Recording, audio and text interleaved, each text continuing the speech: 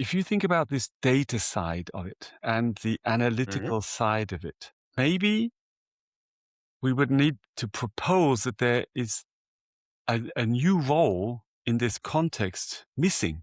Also, an AI didn't even come across it. I'm taking pen and paper now. I'm going to write this down.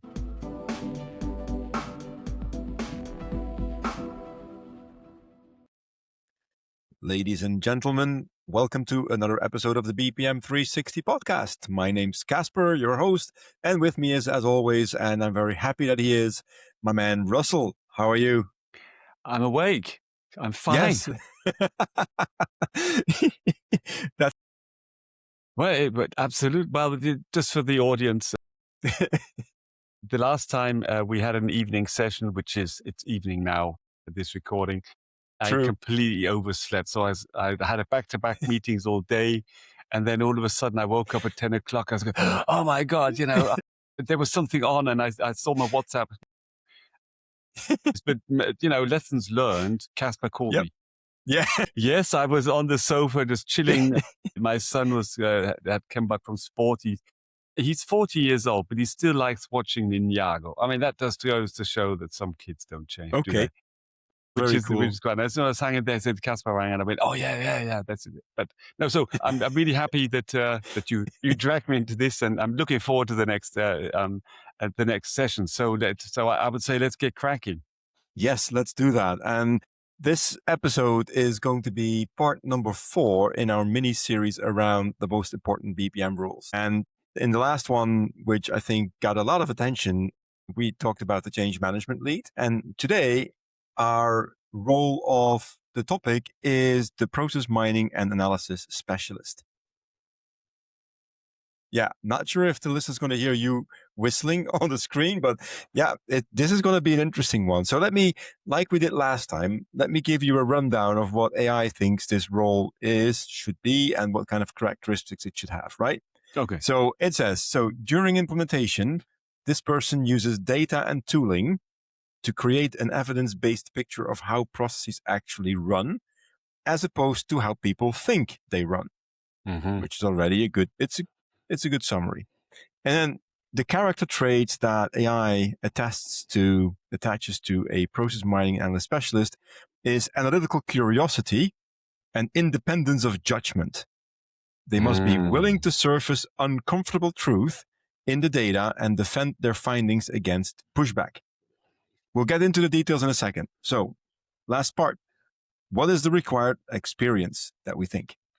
So, we have strong data analytical skills. Okay. I would say experience with process mining tools, open door, and a solid understanding of ERP systems, SAP, Oracle, where most process data originates. SQL proficiency is essential. Right. Nothing shocked me in this one, to be very honest. But what do you think? I mean, before you go, one thing before you go. When I read this, I really start to struggle, do we need this role already in the implementation phase of a BPM project? I mean, that would be the central question I would have for today. Yeah, but let's get into the role first. Okay, so if we get into the role, I think the skills and what it's about is very clear. And I think a lot of people with the process mining, they have this, let's say, tool data, let's say, picture in front of their eyes when they're thinking about, I need somebody to make this work. So I think this could be quite a straightforward role. What I think is, and it's a bit of a different take on your question, is do we need him during implementation? Is just that we talk to a lot of organizations implementing BPM, and I see there, and they will take it from I would say, process modeling, process documentation, process governance, ownership perspective, and it's not always the case that process mining is in scope or not immediate in scope. Hence your question, does it have to be there? However, what we also see is that if and when, sometimes even in parallel or even earlier, process mining initiatives are set up, they will of course have this role included, but they neglect a bit the other roles we've been talking about. So they're very much onto the.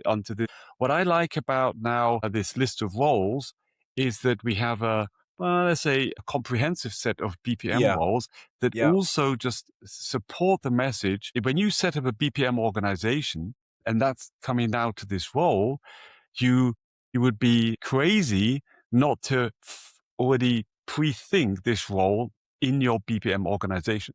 So it doesn't have to be, does it have to be nominated? Do you already have to do your mining initiatives? Not necessarily. But I think in the context of understanding BPM, how it works now, I think you have to take, you have to think BPM and include already this role, because I would say it's a must-have initiative to capability to include in your, let's say, BPM services also the process mining. And you should not exclude it and say, I'll see you'll do that later. And then it happens and it's not part of your organization. I think that's the biggest topic that we need to address. Why aren't the process mining initiatives from a role perspective and from even from the use case not included in the common setup of services around a BPM center of excellence? That's an interesting question. And I have an opinion, as you might have guessed. What I see in my experience is that they very often tend to emerge in parallel. You see that organizations are playing around with mining, and maybe it's just getting used to it or doing a pilot or doing a small scale implementation. And sometimes because of that, they think we also need the process management part, which we would typically call BPM, but anyway, or there's a completely different group of people within the same company that start a process documentation initiative. And this is, I'd really like to hear your opinion on that as well. In my experience, process mining activities very often originate in IT or in the more, let's say, data-driven parts of the business.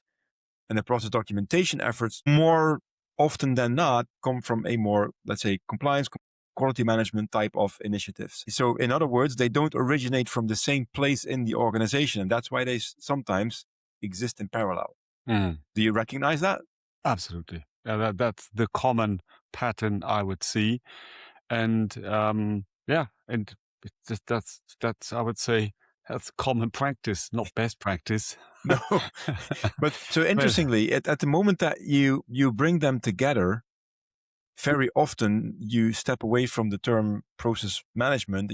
You introduce the term process intelligence, where process management and mining come together. I mean, I see multiple vendors use that terminology nowadays. And even if you search for it using Google or AI, you'll find more on process intelligence. And I think even Gartner and Forrester have a magic quadrant on process intelligence now, rather than process management. Yeah, because that's they're thinking IT and tools again and platforms. Yeah, so I know. And we shouldn't forget all the marketing hype around it. But just think about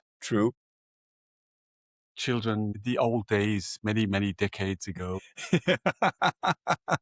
Hey, I just had my birthday last week. Don't call me old now.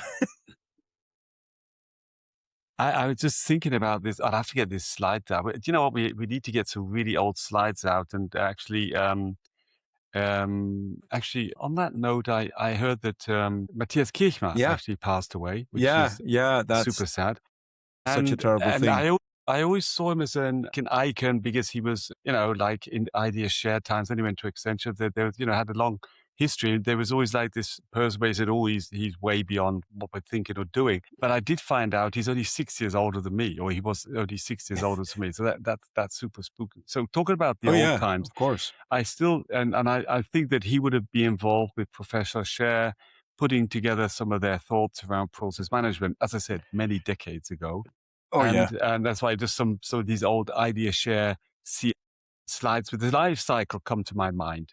And didn't they always have in the old days the life cycle coming from DMAC and stuff like that, but the Idea Share life cycle, and there would always be the monitoring there. Oh yeah, it's still there. And I said the process mining or the process performance manager over 30 years ago was actually a tool, but it was an integral part of the thought model of ARIS, as in our architecture of I know. integrated Yeah. systems, and the life cycle around it. So there's always these two parts of a complete life cycle where the monitoring, analyzing, if it's with Lean Six Sigma or if it's with process, mining, very tool data driven, it's always been actually part of my thinking and the thought model. So I don't really, but then even then with the tools, they struggle to get it, to get customers to understand the bigger picture. Yeah. And when going to a maturity model, even the maturity models, which are decades old, the BPM and O also has a Oh yeah. Yeah. maturity model, which we applied a lot, you would always see that in the roadmap to the higher level, let's say maturity, the mining would be part of the stack or the services that you want Yes. to implement. Yeah. But coming back to your question, not necessarily something you would start with because that was high maturity. Yes. Is it high maturity? I think the trend has gone the other way around. This says forget all the roles and responsibilities, forget that all, dig directly into the data, it'll solve all your problems. So it's like the IT first approach. And Yeah. you and I think we believe it's a balance. I think you can Yes. accelerate things, but you don't have to go, let's spend 5 years before we do our first mining. I don't believe that. I think the parallel No. approach is good, but you already have to think from an organizational Vault perspective. You have to think integrative. You should not think silos. And that's what I think the main point is. Yeah, I see that as a sort of a pendulum movement. So at a certain point in time, when it started, there was no mining, there was process management first. And so the pendulum is on one side, and then process mining came into the picture. Of course, first with the ARIS performance, so the process performance manager, and then that, let's say, died away a little bit. And then Slotus came in there, put it back on the map. And then you see the pendulum, let's say, swing extremely to the side of you only need process mining. And now about 10, 15 years later, you see that pendulum is it's going back and forth, and it starts to stabilize where you say, we need both, actually. Mm-hmm. And this also, I'm just thinking out loud, going back to my question on, do you really need a process mining and analyst expert or specialist in your implementation phase? Then the question will be increasingly yes. It might not be a big yes right now, but the one thing that I think is really interesting is that it can help you with your documentation of certain processes. Sometimes there is nothing and you need to go from scratch, or you can use best practices. That's fine. Or you can you can mine a process. It sounds simple, but you can mine a process and then use the discovered process as a documented one. And for that, you need this process mining specialist, of course. And there's another aspect where I think the normal BPM initiatives, implementations can gain value of thinking and including this role and ultimately also the tools. And that's around the pilot phase. So a lot of the times, the pushbacks on process management says, oh, it takes so long, or what's the benefit? And, it's so much effort we have to invest. Now, by including for these pilot phases directly a process mining approach combined with the documentation, you're making a case for BPM as a whole, and you can show value. So yes, you're right. With the data approach, you could maybe get more documentation more feasibly, let's say, grounded based on the data, and also to a certain extent already have some deeper insights that immediately create value and create the visibility and say, oh, yes, okay, that's something. If I can have that data analysis and the transparency and the ownership, then now I get the big picture. So the pilot phase would ultimately already show, and that's significant, the direction on how comprehensive and holistic you want to actually go on your roadmap, although then maybe it will take a longer time before you really establish the best practices on mining, because you have to go back and start your fundamental work. But I totally agree. I would try to get that included, and from the beginning also to take certain aspects around your environment, set up with stakeholders with you on the journey. Okay. Yeah, once you That's get interesting. things certain, established, and the IT's going, yeah, it's the theory again. It's the documentation again. But I think it's walking the talk of saying, where do we want to head at?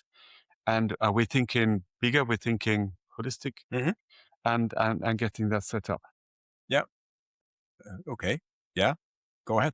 Thinking about that, and I'm not sure if you think about this data side of it and the Mhm. analytical side of it, maybe we would need to propose that there is a new role in this context missing. Also, Oh, an AI didn't even come across it. I'm taking pen and paper now. I'm going to write this down. So, Hit me. don't we need an AI specialist, an AI process specialist on I board s- to set up BPM from so many facets? If you bring in somebody who does the data side of it, yes, absolutely, Mhm. and the data analytical side of it. But if you're thinking about process management, when you're setting up an initiative now, how would you bring this AI first aspect to it? Is it Yeah. something that you say, the process architect just has to know how to use a prompt? Is it that easy?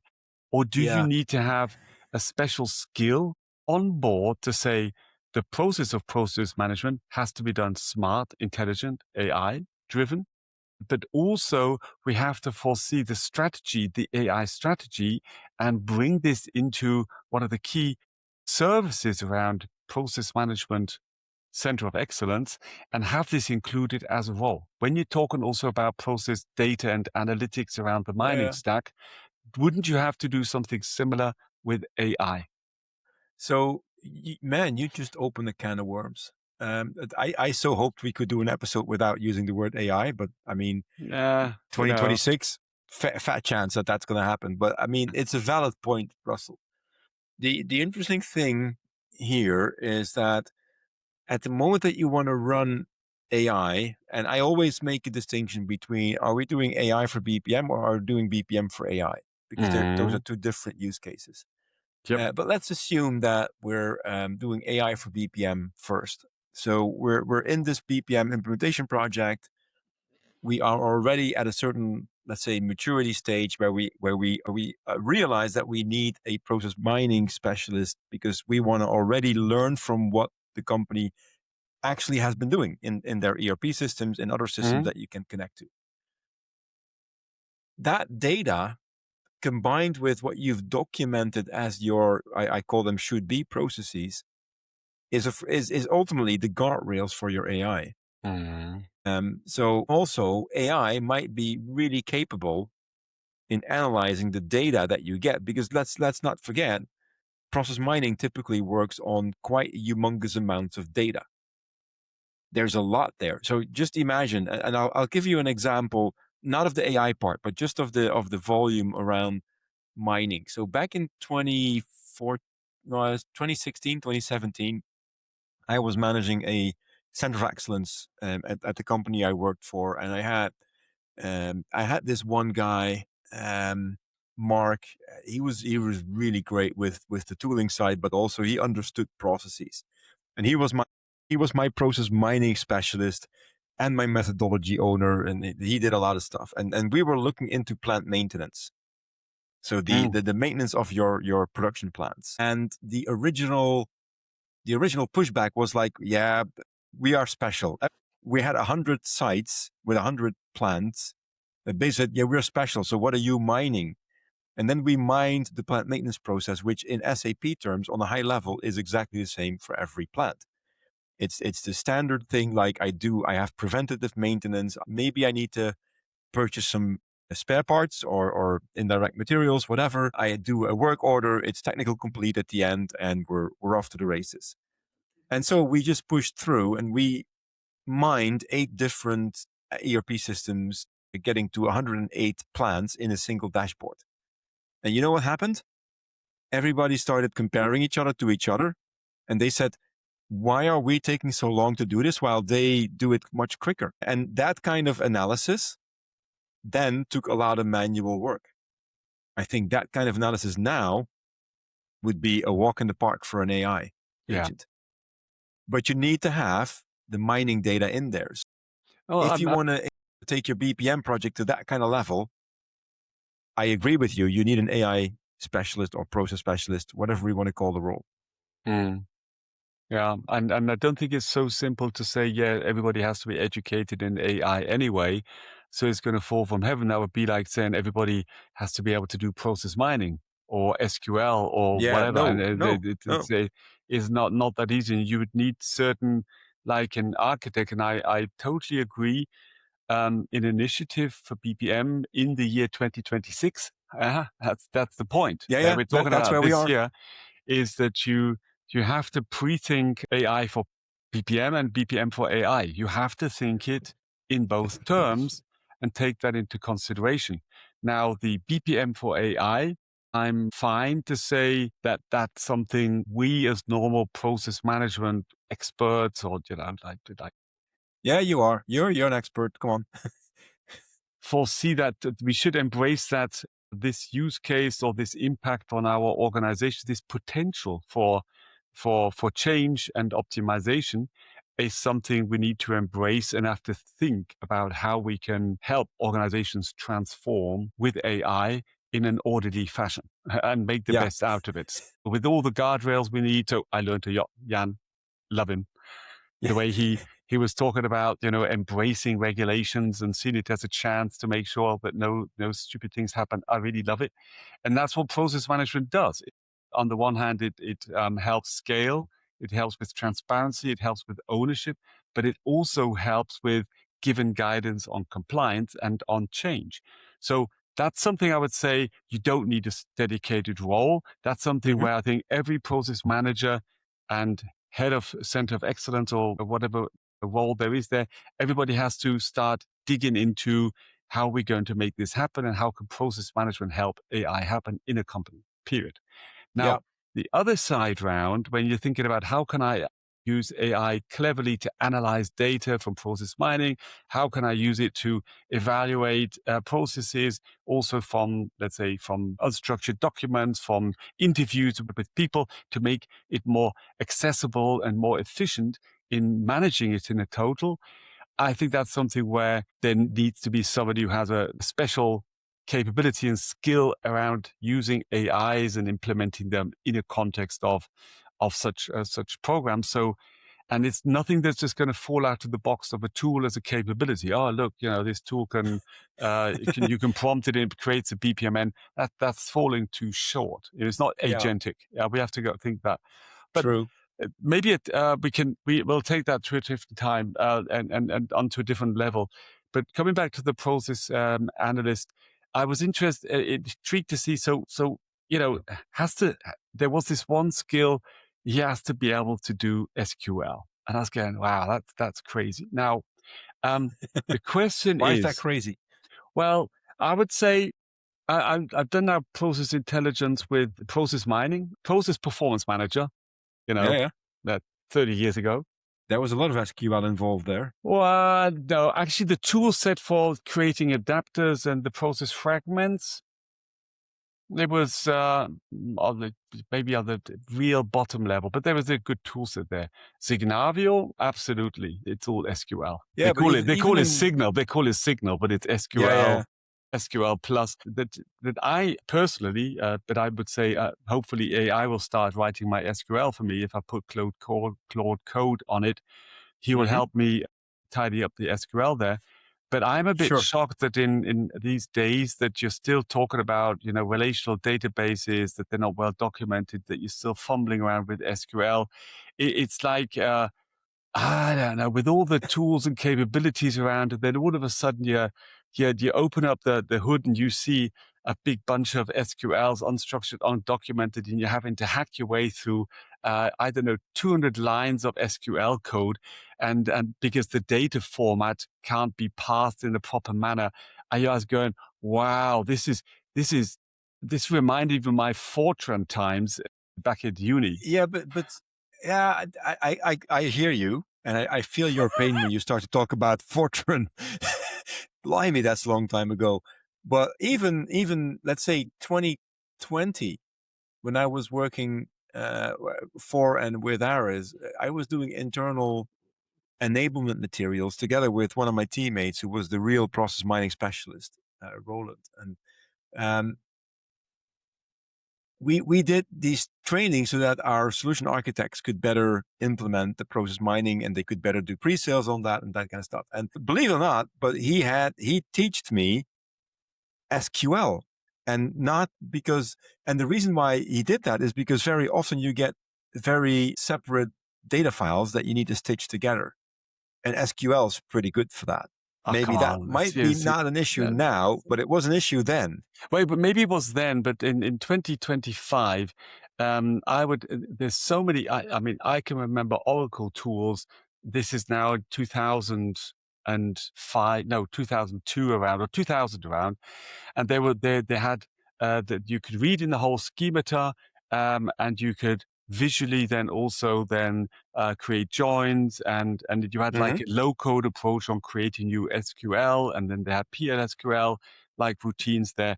So, and there's so many ETL tools out there, even if it's NIME for that case, on True. we heard reading Roland it talk about that. and then joining them and then writing them back. So actually having to write SQL, to be honest, seriously, I mean, it's fine. But if you then see like an inner join on a join on a join, and that's like just writing Excel formulas, and then wondering why it breaks at some time. And that's where, it's a bit beyond the role, but sure, is it really then the SQL? I mean, as I said, it's okay. There's still so many tools out there that still expect you to do SQL in times of low code and data schema, ETL layers, NIME, whatever these tools are called. There's so many out there that don't really require for heavy transformational like tasks or data transformations and processing. You don't have to do SQL. But obviously, under some process mining tools, you're still having to fumble around with an SQL transformer, which I think is completely 1980. But beyond the point. So let's get down to the role. And I don't think it's then, and this is where I'm maybe not really contradicting myself, but it's like, yes, my friend, but if you want to master the art of, I don't know, the punch, you have to do a straight punch. So yes, okay, SQL is a skill that then, if you know that, then you can work better with a low-code tool. It's the same with Python or Fortran or whatever. So as a like a training, first year, let's do some programming language, boys. Okay, now forget what you learned, but still it's in you. Now let's go to the next level of tooling. But what you do need, and that is the capability, and this was described, you need the capability to have, on the one hand, an understanding of the process, how this decomposes into a series of activities and specifically the events, and how this is somehow, let's say, this is where you have to have the mental model for how your extraction, transformation, and load into an event log that produces a process, how that decomposes and is put together by a very complex set of the data model behind a certain application. And that is to learn that, maybe you have to do a bit of SQL to get into the vibes of it. You can't let it go, right? So how do you learn that? That's a different question. So what do you need to do to learn that? But the ultimate skill, when you say this is something you have to have as your meta. So we were talking a lot about meta models and process models, and you have to have the architect has to think about the whole company, how it's interacting on our operating model, and how the processes make the departments work with each other, material flows, value flows, all this stuff. Now, process mining is at least on the same level of skill from his, let's say, model thinking, but down on the real fine-grained engine level of the applications. So the applications in an SAP data model is different than an Oracle data model, not per se because the tables have different like headers, but the way they log data, the way the transaction actually writes away every change. And with an Oracle, a lot of the times it doesn't trace it at all, other than you configure it, or you have to do some real like pull-ups to get it to log the data. So understanding applications and their transactions functions from a data model perspective, and then having the process a bit in mind, having the idea on how you actually extract this data into an event log. That's But said Mark does that. Used to do that push for you. back a little bit. That's it. I'm going to push back a little bit. Let me just do a provocative statement.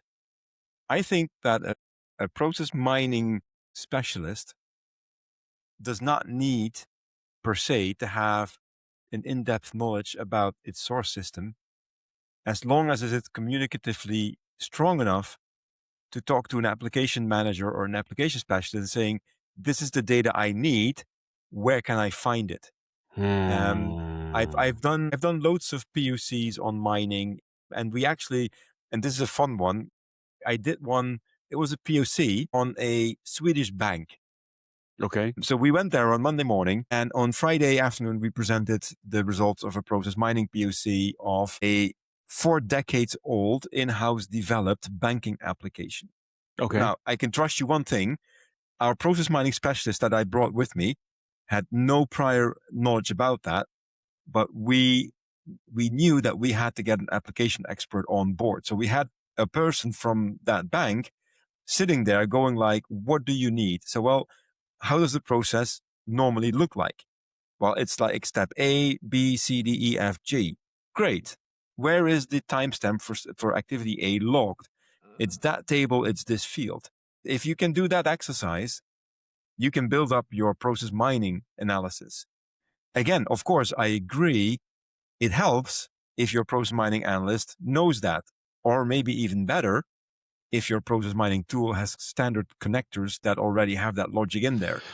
Then course. that standard adapters is always a good thing. And then I agree with you. There is this. Let's say, okay, let's forget not for now. I'm going to come back to it. Okay.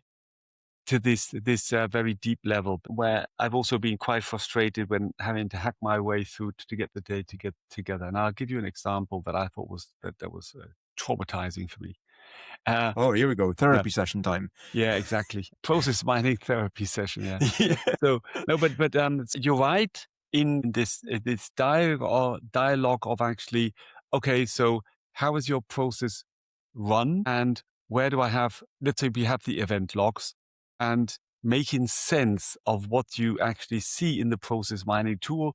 That is something as an analyst. So it's making sense out of the data with the help of the tool that puts it in sequence. You look at the variants, and then you're going, okay, so how can that be? How come? And then looking for patterns around, okay, the occurrence of, let's say, a slow process or deviating, non-compliant variant occurs more in a certain area. So slice and dicing, doing a bit of root cause analysis on a data level, down to the point where you have to, for the last mile, talk to the people and say, look, this is the evidence. Can you help me understand what the real cause for this is? Is it just people behaving incompliant? Is it, does it take so long because you're processing tanks and not like ships and not just lorries, and that just takes a month before they leave, and that's why the time is so long.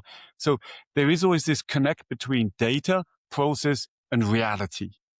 And matching that together, I think that's most probably the core capability that these analysts have to bring to make the sense of the mining. If they have to then go under the hood and think that's a different level. Now, the situation we had was the following. So the process data, I couldn't really understand why the sales orders were all blocked regularly, and they had a lot of manual, a very big delay in between once they confirmed it. They had a very lot of changes on the actual delivery date. So that seemed just completely unusual. And it turned out that their business model was special, that they actually they didn't really confirm from a transaction. They confirmed the sales orders. But because it was a half year before they would deliver, they would actually decide who would get the product, because they were always short on the product. So it always is depend. And the problem was that the prices changed regularly. They were updated, and their contracts were that the prices would then have to be, their sales orders would have to be changed, adapted to this. Now, the price changes happened per batch once they decided, let's go up with the price, that would happen disjunct with an own transaction where the data actually was not logged in the context of a sales position. Ooh. So when you wanted to connect that to, but every sales order, there was a script running. Yeah, they would check if there's an open sales order with a position of a product whose product price table had been changed, it would be blocked. And they would then, they would go in there, and then they would then talk to the customer and say, "Oh, the prices have changed," and then they would unblock it. So the data of the price dispatch and then price changes in the data is per join decoupled. Actually, there is no real join. You could try to say get a join on a change of the process in the combination with the sales order that is open at that time, where the position of the sales order has an item with the same product where the price has changed. That's far-fetched. And then you open up the SQL and says, "Oh, how do I get that together?" We did a timely overlay and you could see it. So I looked at the times when the prices changed and I could see all the blocks and how they were linked together. So you had this timely cohesion that we could then show. But getting the data together, that was absolute hell. And I would never come across it purely from the data if I had been going, "Yeah, but I don't get it." I said this about 3 times. And this one said, we have this batch job. And once we decide on a monthly basis, we're going to change the prices.